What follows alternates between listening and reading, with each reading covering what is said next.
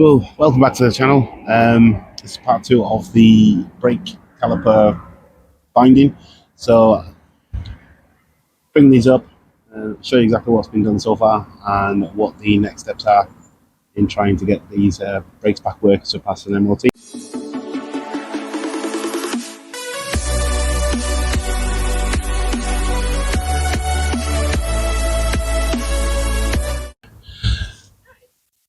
So that's both done, tidied up, that's tight, nice new nipple.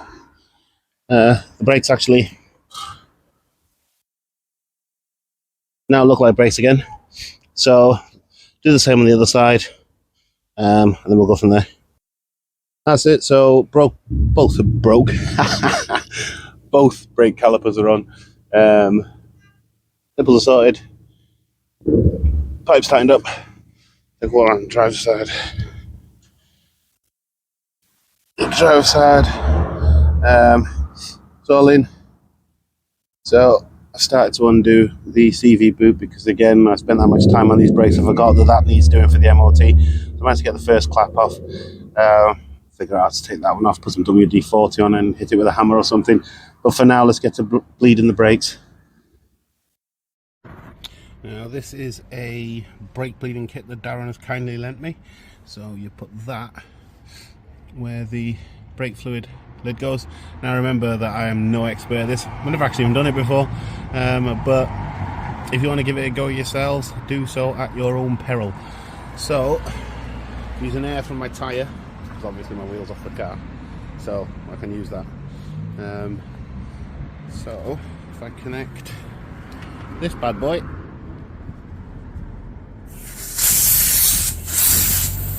quite a hard one I did.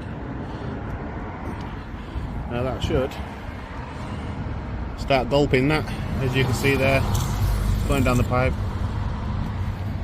I'm not sure if I'm supposed to keep this upright, but that sounds like airy to me. Try again. It's upright a bit. At least now it's not making that squidgy noise. That's good. Now it does say start with the passenger side first.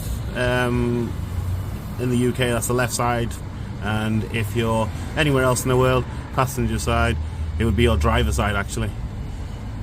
So let's see what we can do with that. Again, my favourite size lately, 11.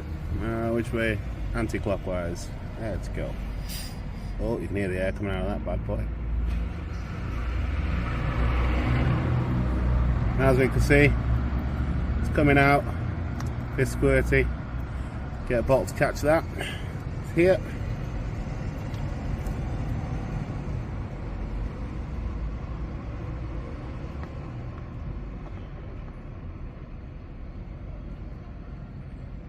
Good news is Darren did a great job putting these nipples in.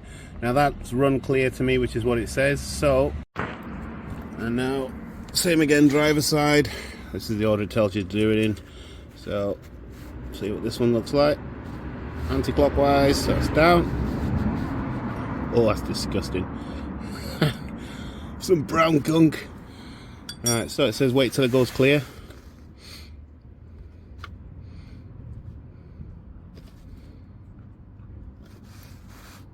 Another little turn, a little container catch bottle. One more. There we go. So that seems airless to me. Not that I'm an expert, but it doesn't seem to be bubbly.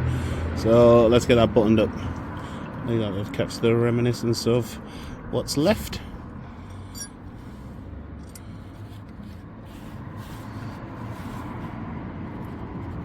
There you go. You're back in. It's taking a good chunk of that.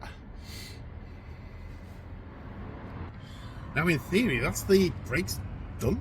Don't know. So I'm gonna get this unplugged, put the original cap back on, and then see if that warning light has gone off my dashboard.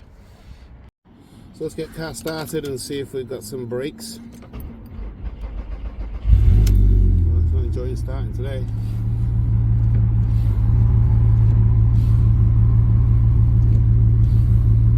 Oh. Got that light on now as well. I'll tell you what, the joys of trying to do simple things, simple jobs. Fantastic.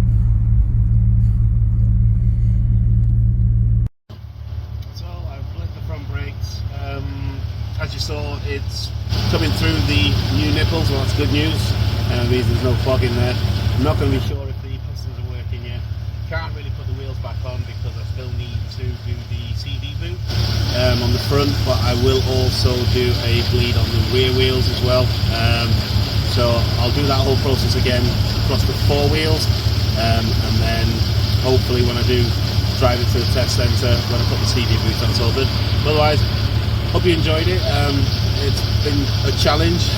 We're 3 weeks on, but yeah, I'll catch you on the next one.